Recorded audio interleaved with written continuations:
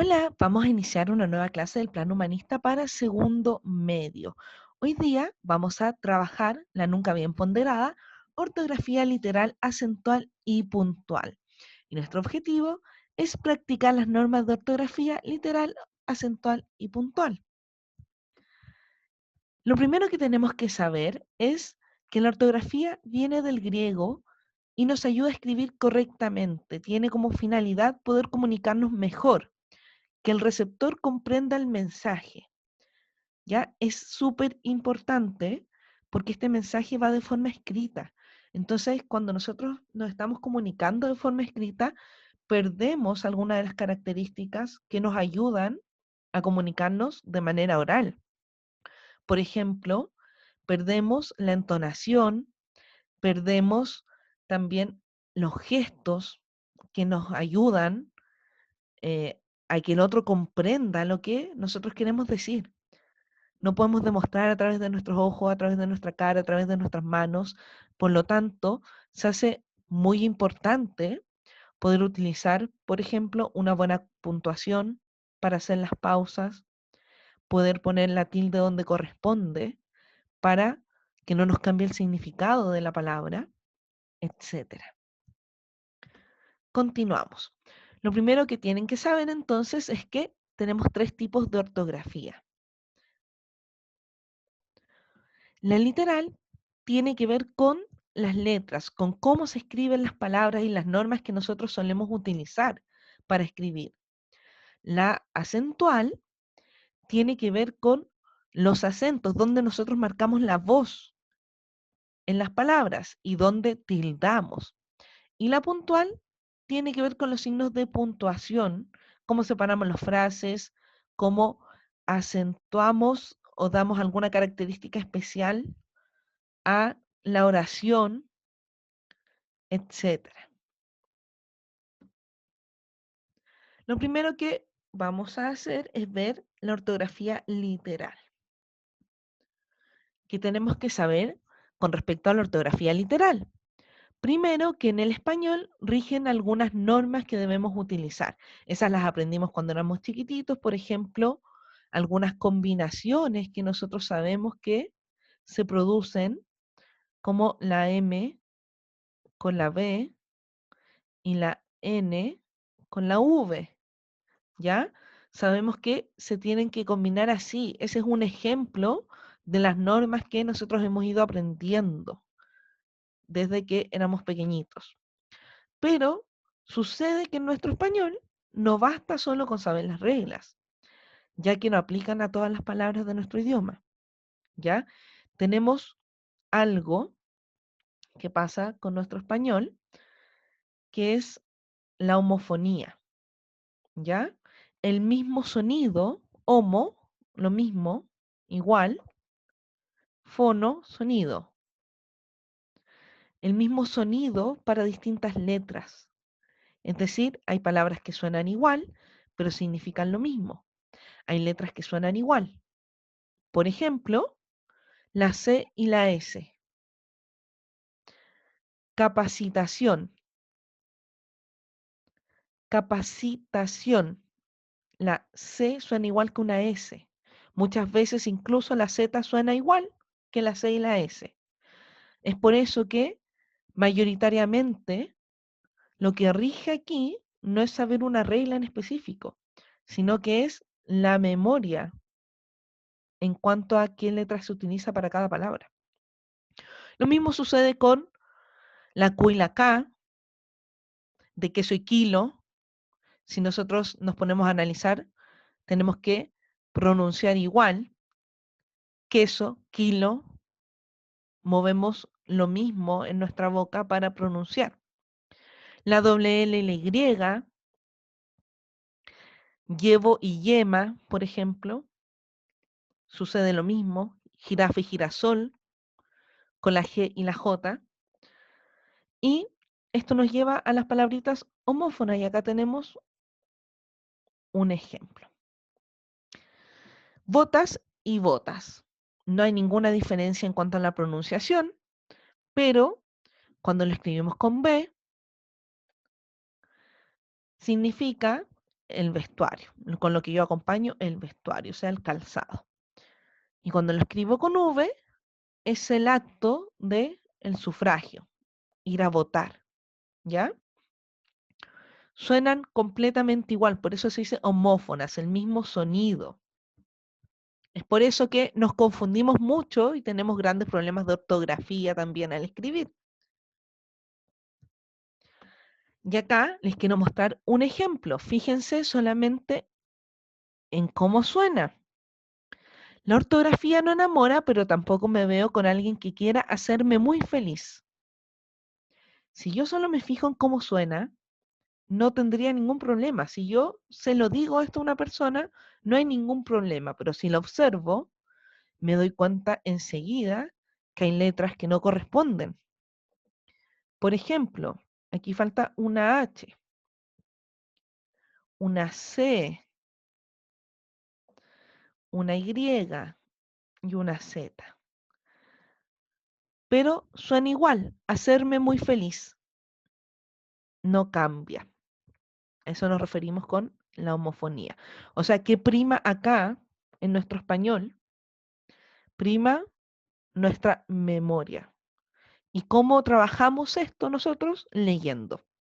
Mientras más leamos, más conocimiento de palabras tenemos, más léxico contextual podemos adquirir. Por lo tanto, más vamos a saber cómo escribir correctamente las palabras. Vamos a la ortografía acentual. El acento es un golpe en la voz en alguna de las sílabas. Ya siempre estamos marcando la voz en una sílaba. La tilde es la rayita oblicua, o sea, cómo yo marco el acento en algunas de las sílabas. Todas las palabras tienen acento, no todas tienen tilde, solo algunas llevan tilde. Dependiendo de dónde están acentuadas, existen 4 tipos de palabras. Si están acentuadas en la última sílaba, van a ser agudas. Por ejemplo, reloj y camión. Aquí podemos ver claramente la tilde y reloj. Se marca en la última, reloj. No marco en la anterior. No es reloj, sino que es reloj. Luego tengo las graves que están acentuadas en la penúltima sílaba, como fácil y tiempo. Y ahí marcamos tiempo, porque o si no sería tiempo. Y no suena correcto. Esdrújula está acentuada en la antepenúltima sílaba, como sábado y príncipe. Los 2 ejemplos que tenemos están tildados, por lo tanto es más fácil reconocerlo. Y la sobresdrújula es la que está acentuada en la anterior a la antepenúltima sílaba, como pásamela y dígaselo. Y aquí tenemos un ejemplo de cómo cambia el significado de las palabras dependiendo de si nosotros agregamos o no agregamos la tilde. Fíjense. Si cuidar la ortografía te parece un disparate, dispárate. Básicamente, estas 2 palabras se escriben igual. ¿Qué cambia? Que una tiene tilde. Pues no cambia solo en eso, sino que cambia completamente el significado. Si cuidar la ortografía te parece un disparate, o sea, una broma, una tontera, dispárate. Ahí está dando una orden. Que ejecutes tú un disparo, o sea, algo con un arma. Cambia completamente el significado de la palabra al incluir la tilde. Y es por eso que es importante que nosotros lo hagamos, porque pasa no solo con estas palabras, pasa con muchas otras palabras.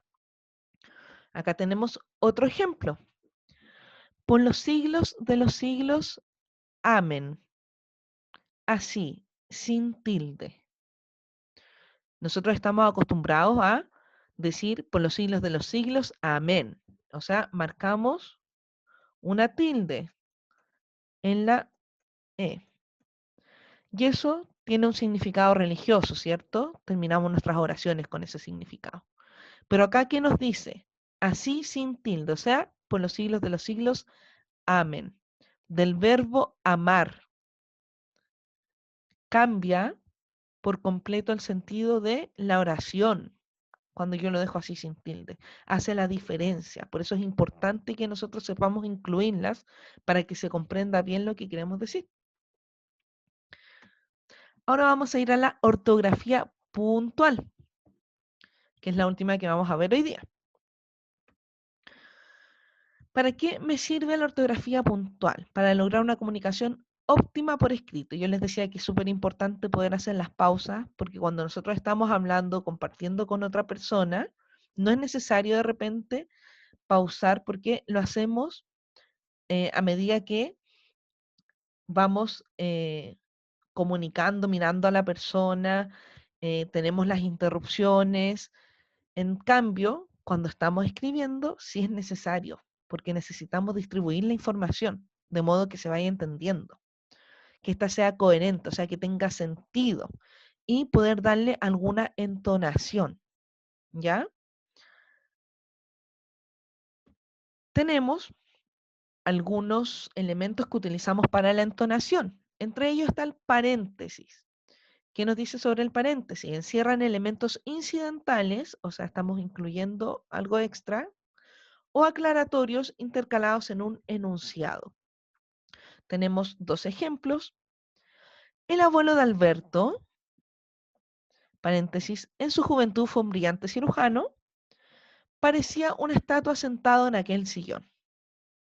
O sea, está agregando una información extra, por ejemplo, un elemento incidental sobre el abuelo de Alberto.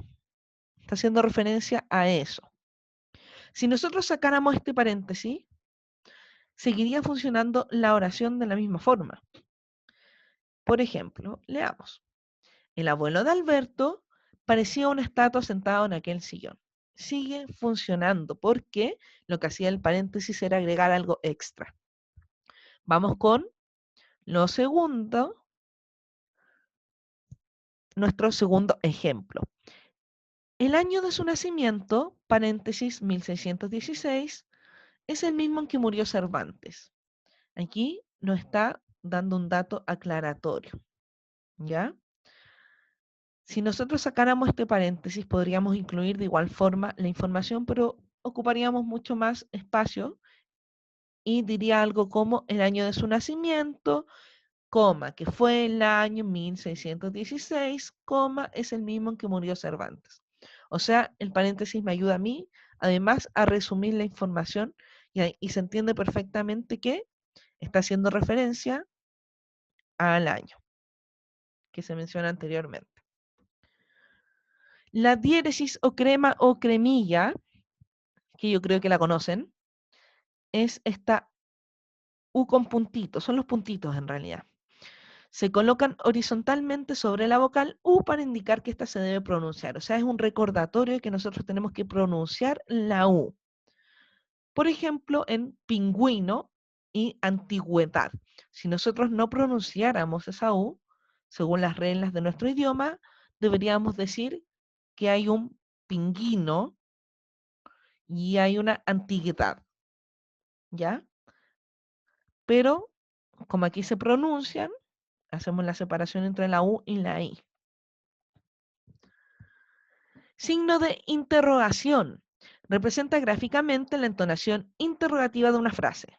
O sea, cuando yo quiero preguntar algo, signo de interrogación, y aquí es súper importante decirles que es obligatorio de apertura y cierre. O sea, tiene que estar al inicio y al final de mi pregunta. No solo al final. Eso es correcto en el inglés, pero en nuestro español lo que es correcto es que esté al inicio y al final. Ejemplos. ¿Cuándo se va a terminar la clase? ¿Para qué nos sirve aprender sobre ortografía? Lo mismo sucede con el signo de exclamación. Aquí queremos expresar algo y darle énfasis, ¿ya? Estamos exclamando, gritando, haciendo ver esta oración por encima de las otras. También es obligatorio de apertura y cierre.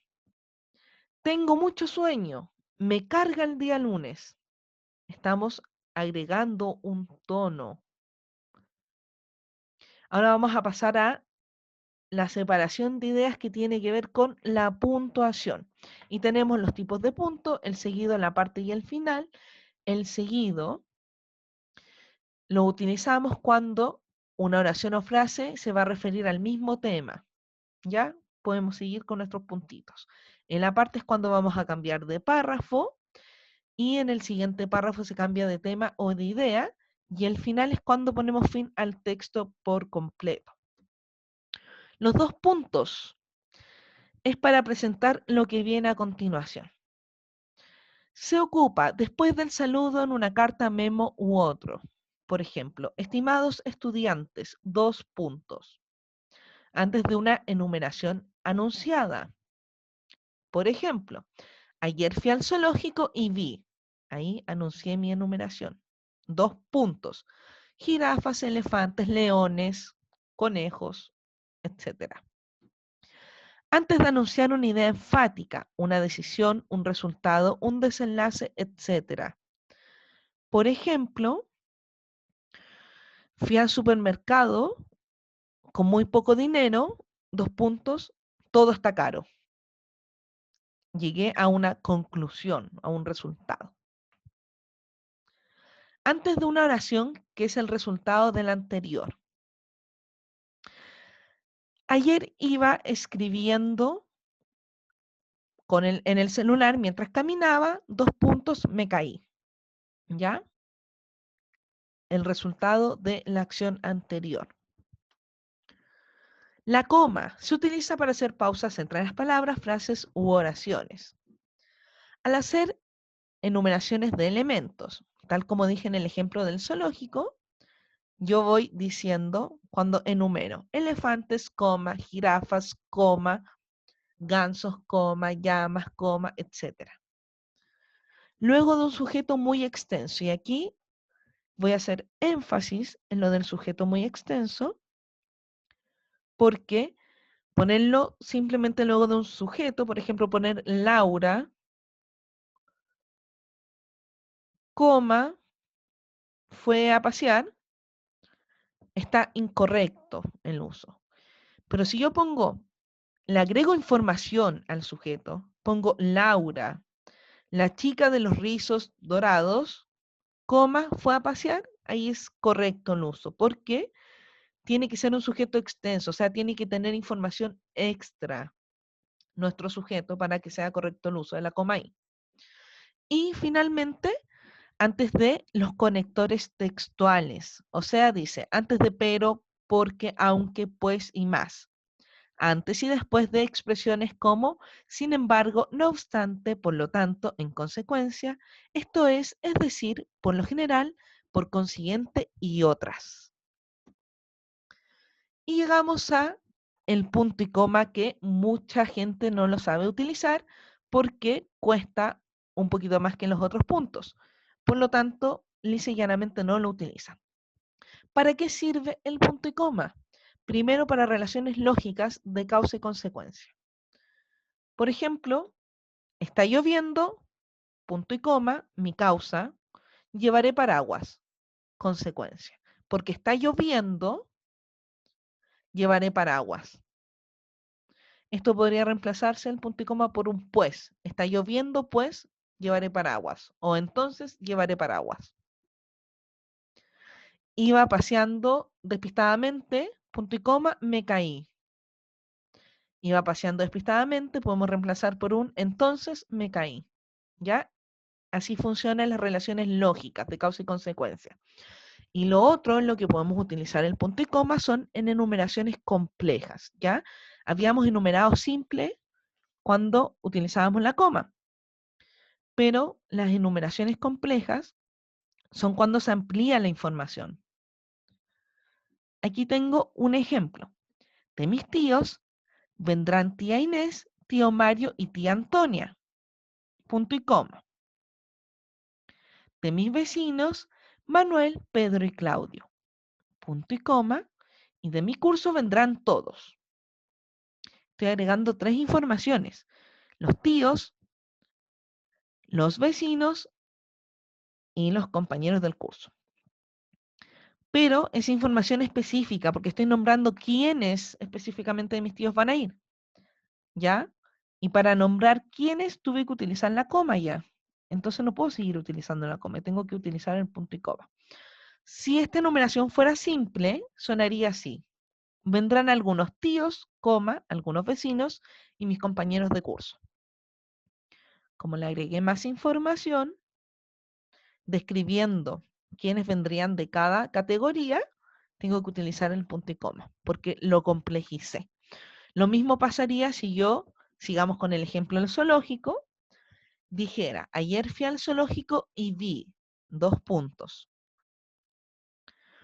una jirafa madre con su jirafa bebé, punto y coma.